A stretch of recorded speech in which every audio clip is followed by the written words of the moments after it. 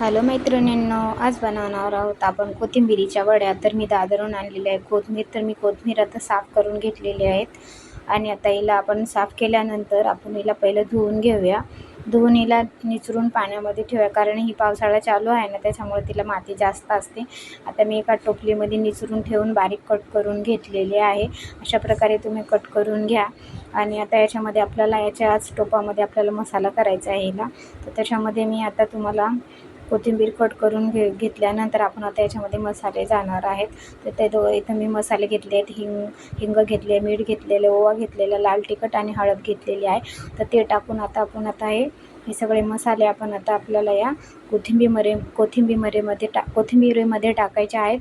आणि आता हे पाऊण वाटी बेसन घेतलेले आहे, मिनिमम 100-150 ग्रॅम आहे. आणि हे पाव वाटी दही आहे. तर आता आपल्याला हे बेसन या कोथिंबीरीच्या टोपामध्ये टाकायचे आणि दही टाकून द्यायचे आणि घेतलेले आपले सर्व सुके मसाले टाकून द्यायचे आहेत. आणि चांगलं एकजीव करायचं आहे. पाण्याचा वापर करायचा नाही आपल्याला.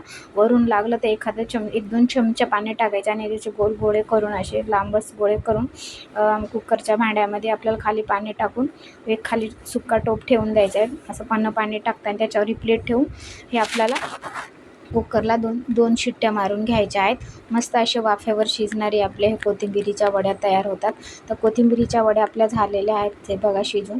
आता मी याला भाजून घेतलेल्या आहे बघा, अशा कुमकुम